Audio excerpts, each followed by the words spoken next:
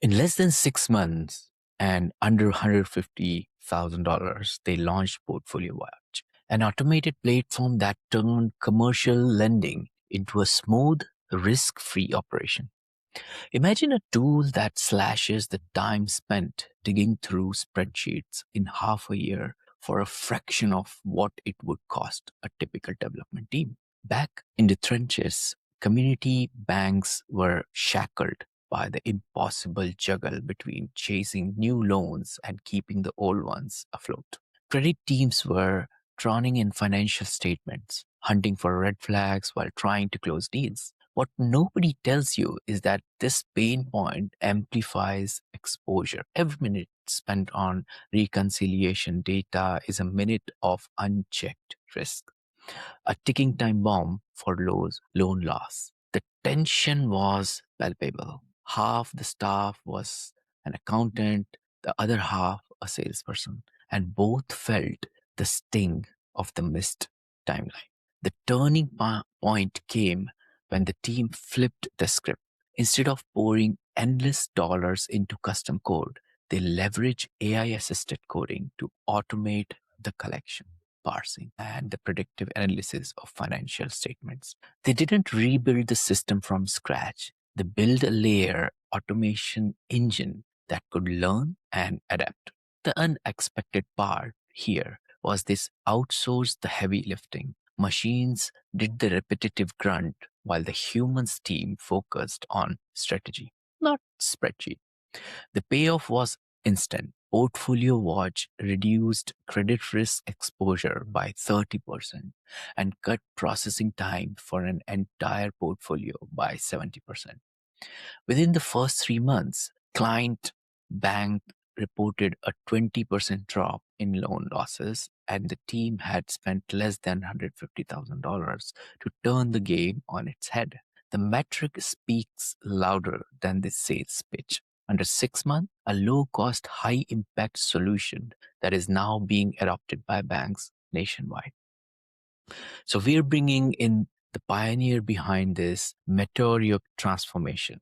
He walked into a crowded market of underfunded tech, placed the right people around him, and invented a tool that essentially rewrote how community banks defend against credit risk. From his idea through a bold investment in AI assisted coding to the launch of Portfolio Watch. Walt, welcome to the show. Thank you, Ash. Pleasure to be here. How are you doing today? I'm doing great. It's been a good week. Life is treating me well right now. Great stuff.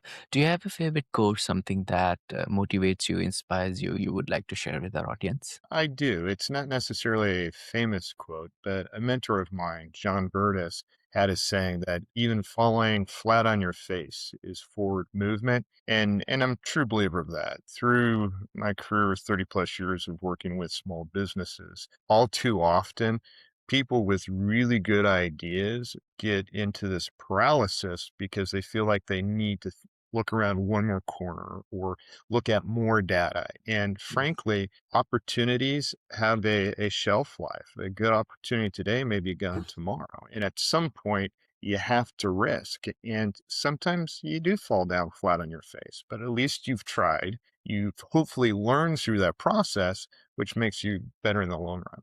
And that his saying has always stuck with me. Indeed, indeed. And it's like what they say: when you earn it, you can say it. When you have lived through the challenges yourself, you understand the Right. girth of the pain, right? Great Very true. stuff. Great stuff. So, what? Talk me through your experience where you came across multiple pain points, and how do you actually help out people to remove this kind of headache from their head? Certainly, certainly. If I can borrow a saying from a previous guest of yours, Donovan Pyle, I believe, is the gentleman who said it. In your organization, if you find the most frustrating aspect, that can be the greatest opportunity. And in commercial lending, which I've been around for multiple decades now, so I'm kind of aging myself, there's always this tension. I would be, as a very successful lender, I would make loans. My portfolio would grow. With the community banks that I worked for, I was the responsible party for managing that portfolio, collecting the financial statements, looking for trends, completing annual reviews, which is a best practice and it's something the regulators look for. But I found that the more successful I was, the more time I had to spend managing my portfolio, which took me away from what I was being paid for. And that Mm, was finding new loans, helping businesses. This idea probably popped up, 15, 20 years ago. And there's got to be a better way of solving this. mhm, And as my career developed and as I started managing teams, this tension is always there. And, if you're a betting man, I would say if you talk to a banker about that tension between lending and portfolio management, they go, yeah, and, they'll shake their head because you got the credit side, kind of fighting the lending side, and it's this tension. And through work with the development company that produced another solution for a friend of mine that I work for, I kind of raised my hand. I said, "Hey, what can we do here?" mm, And that's where Portfolio Watch was born. And truly, it was through this new advancement of AI assisted coding. They call it vibe coding mhm, in the industry.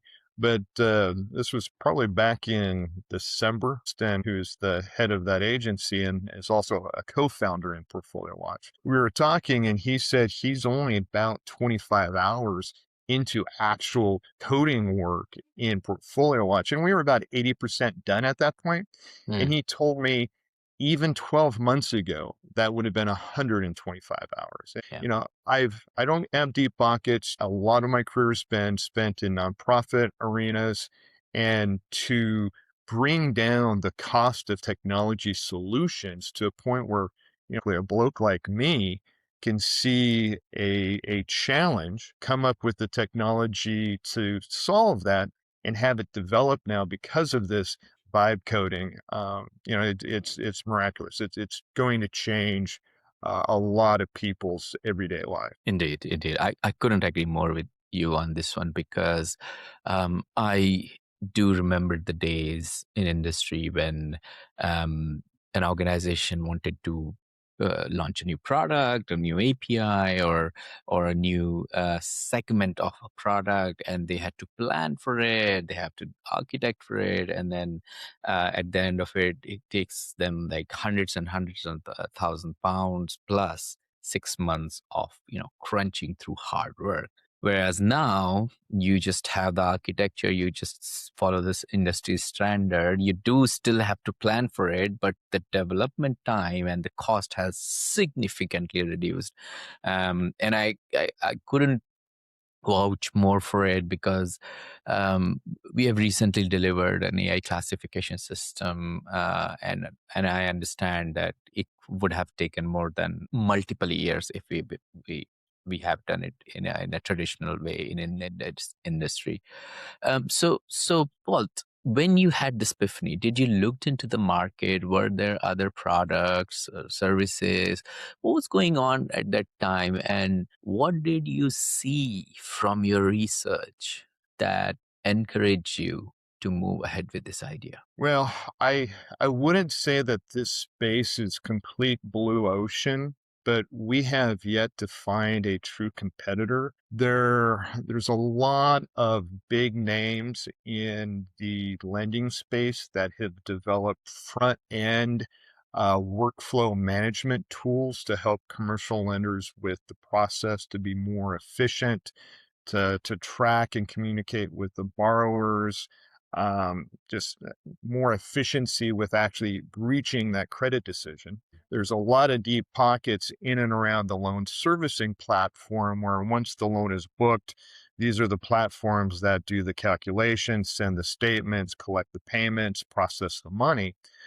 There are a few of these front end players that say they have credit risk management tools built in, but and we demoed 3 or 4 different products. The portfolio management piece was always at the caboose, was not really developed One large company, a global company, said, yeah, we have that, but did not show anything to us. We talked to a smaller company that said, well, it's something that they would like to develop.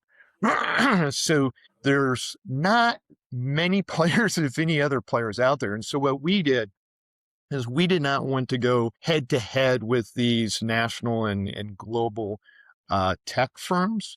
We created a plug and play product that will play really nice in the sandbox.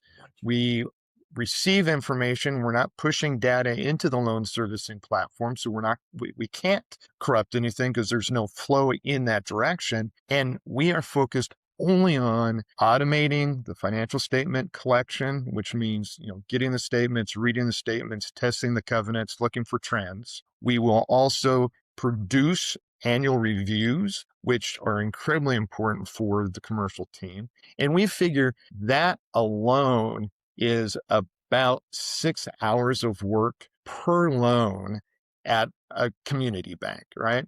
And Mm. so if we figure that the normal person is going to be paid maybe $60 an hour, Yeah. and we think that's low, we figure somewhere between $360 and $400 a year a lender is spending on just the financial statement management piece. We cut that in half, and we're far more consistent. We're better. We produce a better product. Plus, with the work we have done with Portfolio Watch and creating this algorithmic early warning system, we are looking for those weakening credits so we can identify them before that borrower actually misses a payment. And so that really is where the fruit is with Portfolio Watch, is Mhm. reducing the actual loan loss. Because when a lender has a longer runway to come aside that borrower, help that borrower through their challenges, the odds of success are exponentially better than being alerted to a weak borrower because they're missing payments. At that point, there's not a whole lot you can do. So we Yeah. can, very easily articulate how we're going to save that lender money and free up time on the lenders. Plus, we've got their back and we're helping them identify problems, usually 3, 6, 9 months before they would normally have seen that problem. That is impressive because that tells me that it does not just addresses the pain point, but it also helps them understand way before if there is something bad is coming into the future, and then either they can work around it or they can take some actions to kind of mitigate it. That's what we should be using the technology for, right? To make sure Yes. that the bad thing doesn't come our way. Yeah. Exactly. Yeah, great stuff. So Walt, one of the biggest challenge, so we have 28% of our listeners who are founders who have got their first round of funding from their friends and family, like seed funding, etc., or they're crunching through their MVP to understand and gain more eyeballs on their startup. What was your strategy? Where did you? So my question usually is to my guests about how did you got your first customer? But I think in your case, it's so obvious, right? What was your strategy when you were working on the product? What were you doing to understand? Oh, let's say from now and let's say 4 weeks or a month and a half, the product will be ready. Let me get the marketing pieces, artifacts ready, and let me get a list. What was the strategy going on in your head to acquire the first few or first 10 customers at that point? Certainly. So there are kind of two sides to that coin. First and foremost is the co-founders. Two of them are from a software development agency. They have experience with launching new businesses. They have a marketing arm. So, being surrounded by the right people made my job so much easier when it comes to the marketing and, the wordsmithing and the energies, into that. I'm just a banker, right? I'm a commercial lender. They have the expertise that help formulate the right words in the emails and in the website and all that. But frankly, Ash, it's really an unfair advantage we have in this space because we are able to really focus our attention on our customer. The what we are focused on are commercial lenders with commercial portfolios between about 200 million and 1 billion. And most of these are community banks. Community banks are regulated.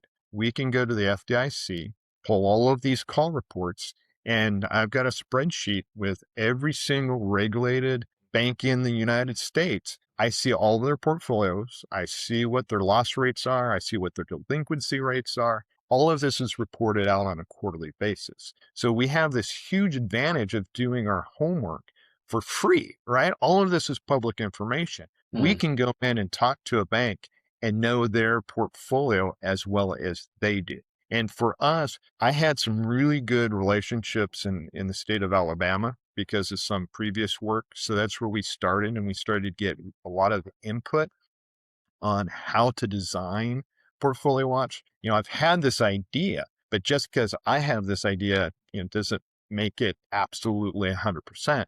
So we talked with, I think it was about 8 different institutions of various sizes, and some were CDFI loan funds, others were actual commercial banks, and asked them, what do they need to make this job easier for them? What really moves the needle for them? So I had an idea, but I took input from, the people who would be using it to really fine tune what we were going to do. So Alabama was our first focus, and then I live in the great state of Texas. Texas has more community banks than any other state in the union.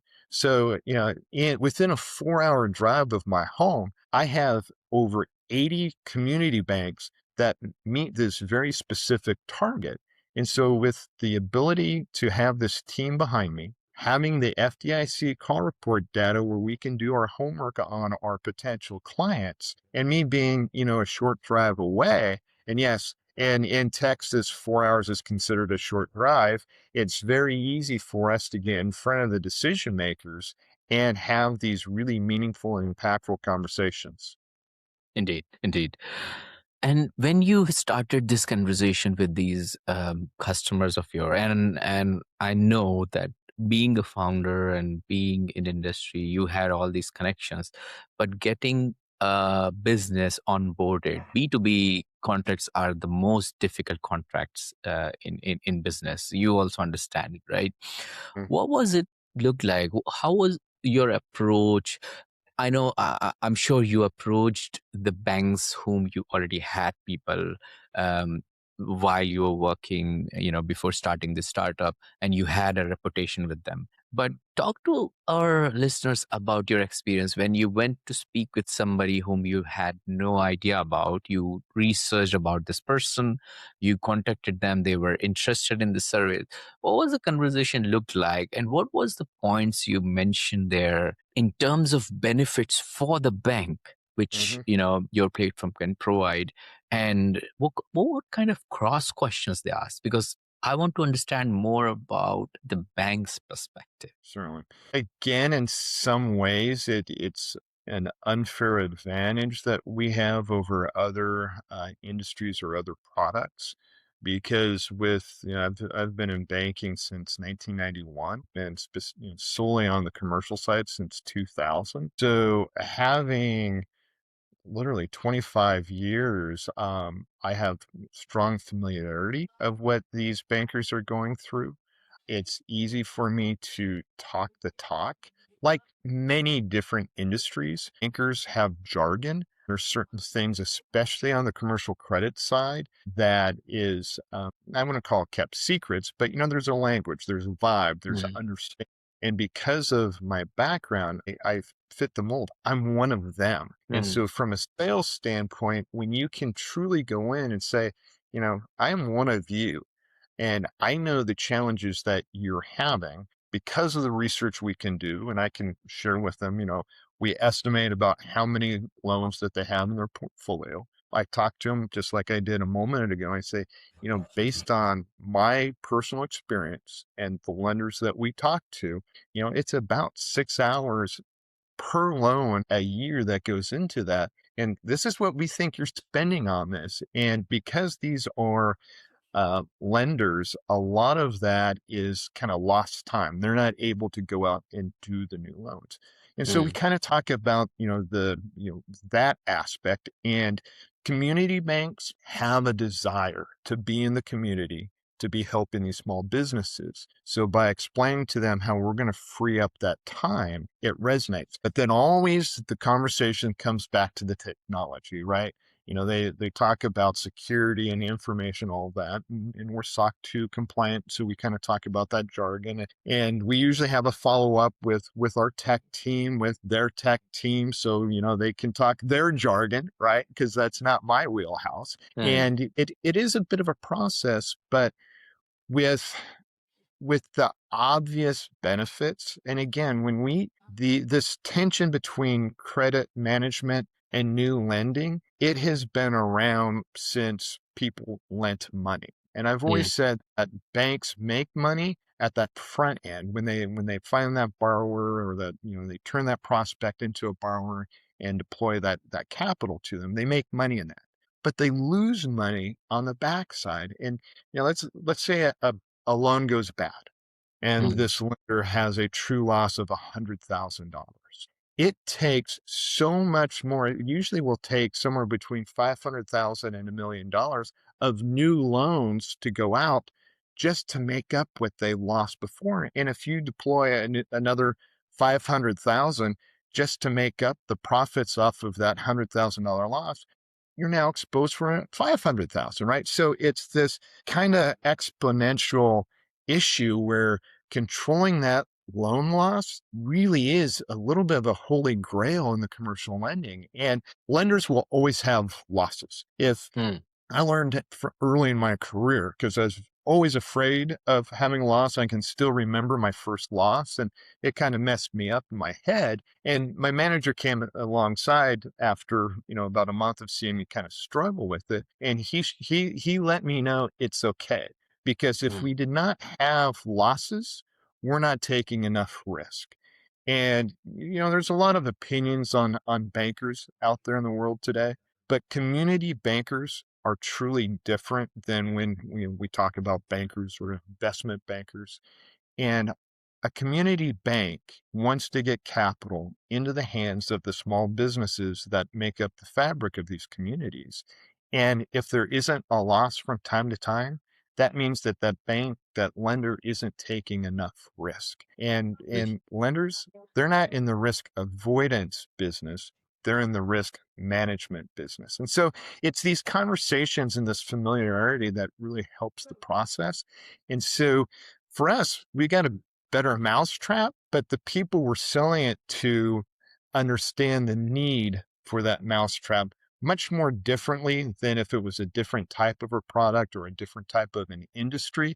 So like I said, Ash, it's a little bit of an unfair comparison because we are so focused and we're able, and the need is so great with our targeted prospects. Indeed, indeed. And congratulations on getting your Thank- SOC 2 sorted so early at this stage, because usually, I mean, I know I mean, you launched the product with $150,000. I mean, that is, let alone is the cost of getting a SOC 2 certification by itself, well, in some and cases. that's where the right team comes together, right? To get it. Is Yeah. having the right people there. That's all the difference. Indeed, indeed. Great stuff. So what's your current strategy looks like? I know you have leverage, you have Hmm. all these cutting edge technology in your hand. What's the current process look like? I need to understand that, Hmm. because let's say if one of the community banking leadership is listening to our show, what is the Hmm. process? If they get in touch with you, how would you onboard them? What kind of onboarding steps are there? And how long it takes before actually they start using the platform? Certainly. So there's kind of two questions in there. So I'll answer the second one first about the onboarding. Um, we like to look at onboarding really in about a 30 to 45 day time horizon, because it is a lot of data. The Yeah. challenge is it's easy to get that loan servicing master data dump into portfolio launch. The hardest part really is the individual credit files. Most of these are PDFs. We have to bring the files in. Portfolio Watch scrubs the data because we're with what we do. We really need the credit memo, the loan documentation, because we're tracking all of that. And with our annual reviews, we're actually taking the information that Portfolio Watch learns about that company at the front end off the credit memo. It then updates the financials, looks for the trends on the financials, but it also goes out there through the internet, looks for anything mention of what that business may or may not be doing. It's looking at the macro trends in that industry. So that really is what takes the time, is bringing in these individual borrower files.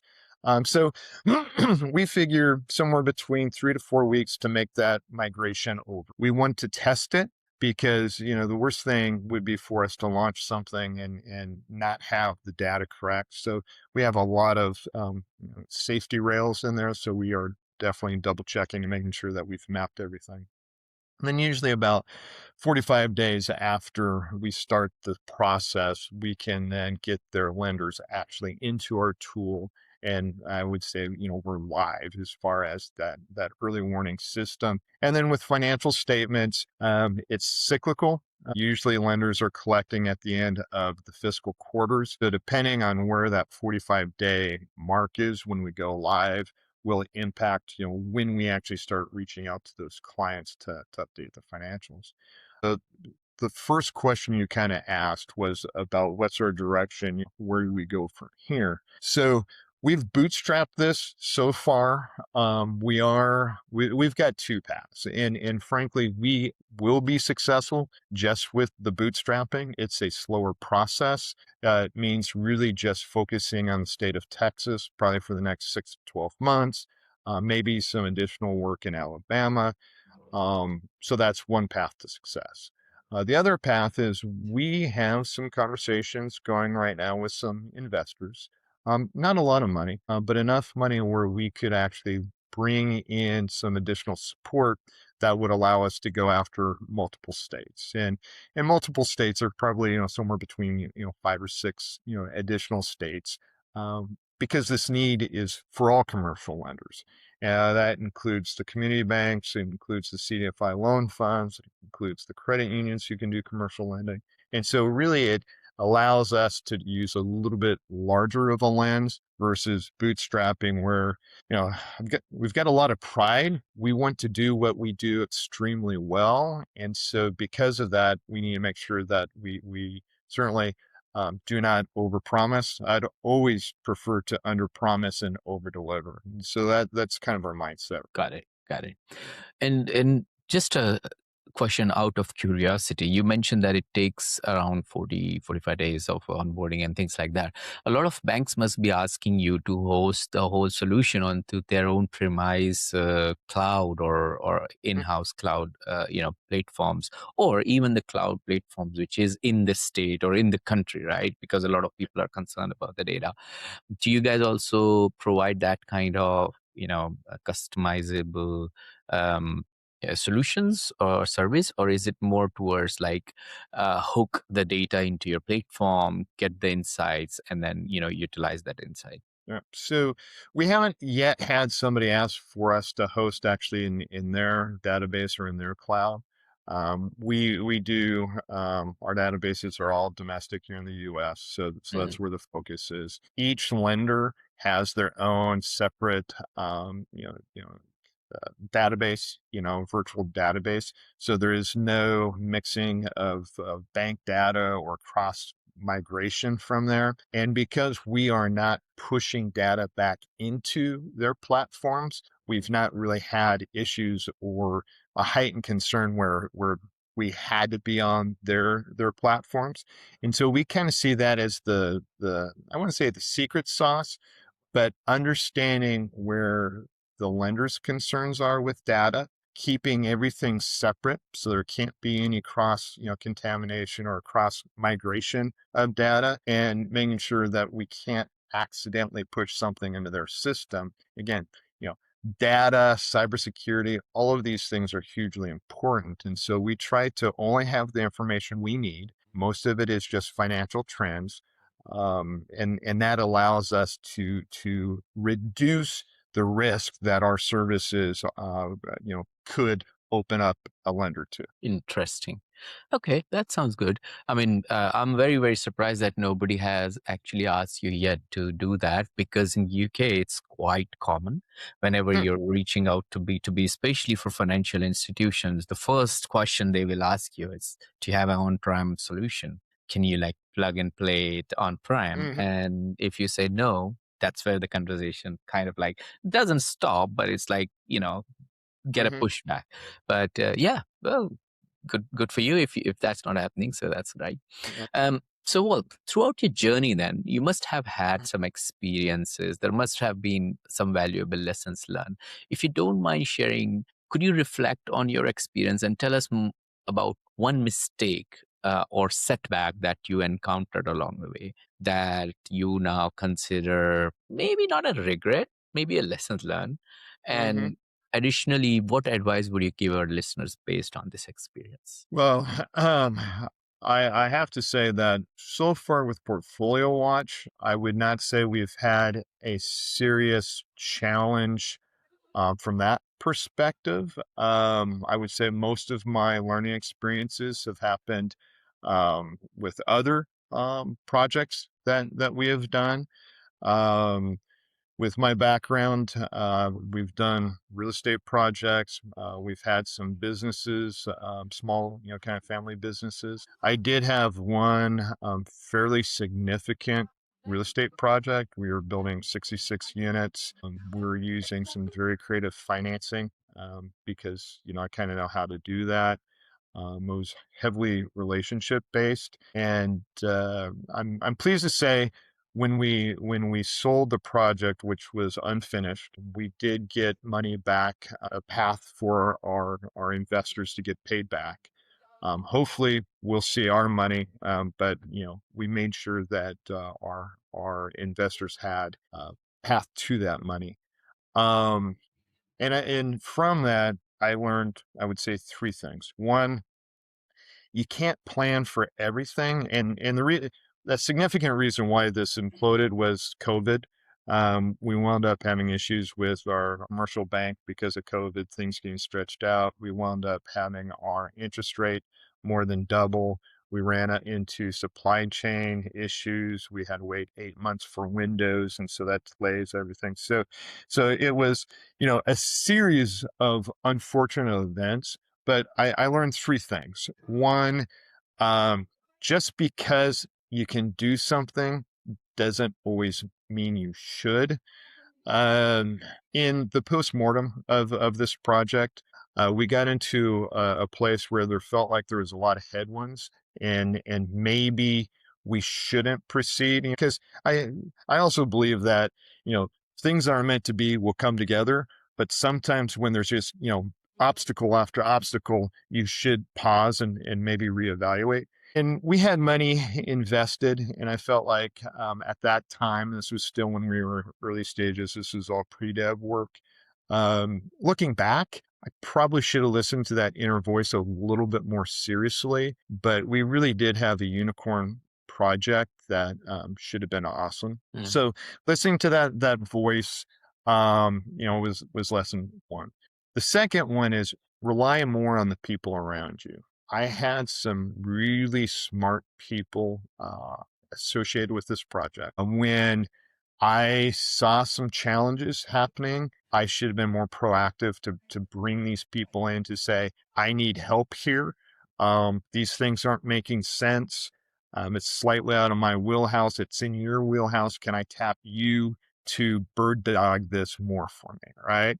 So, listen to the voice, really use the people who are around you. And the third one is live to see another day. And this goes back to, John Burtis's quote, falling flat on your face is forward movement. Um, there were times in that project when things started to unwind and I was trying to find solutions, where, I couldn't sleep, I'd think about it and, immediately get nauseous. I mean, there was physical manifestation of the stress related to this. But we took care of the people that need to be taken care of.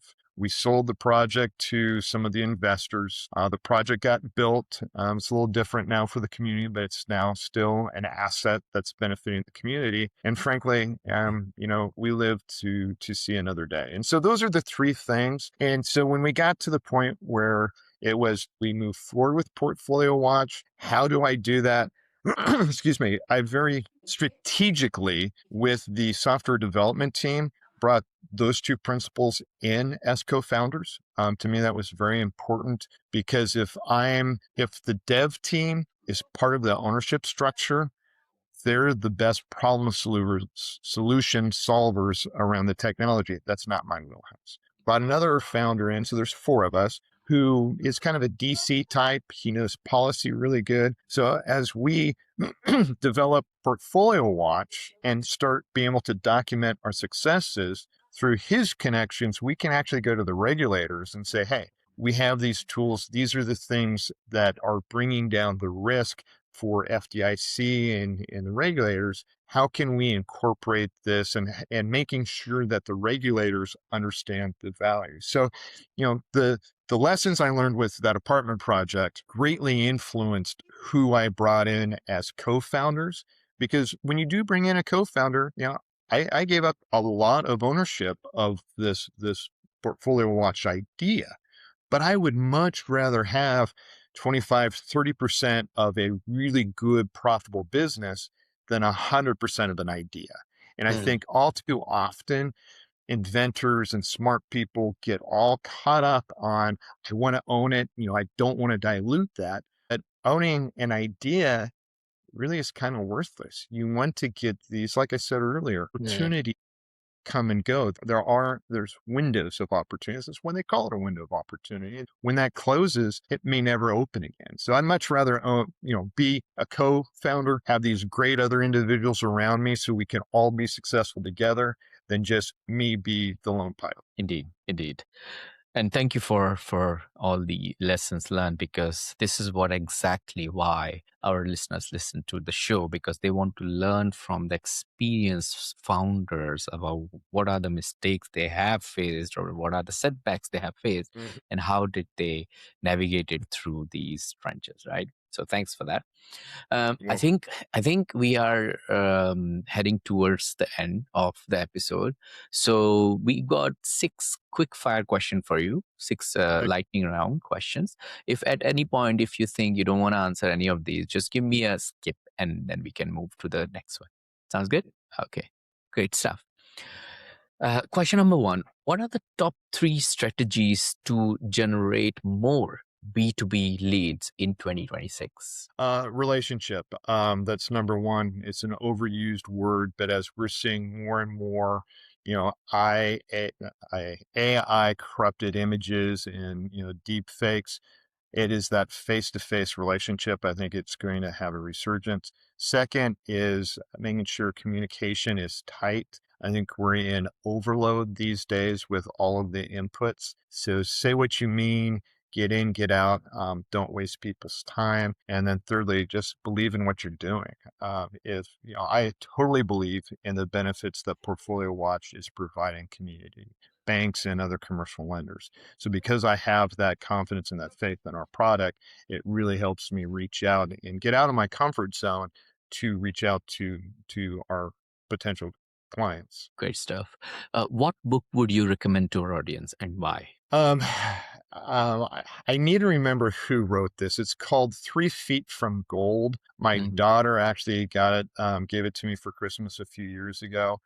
And it's from like a foundation, but the premise is too many people give up when they are so close.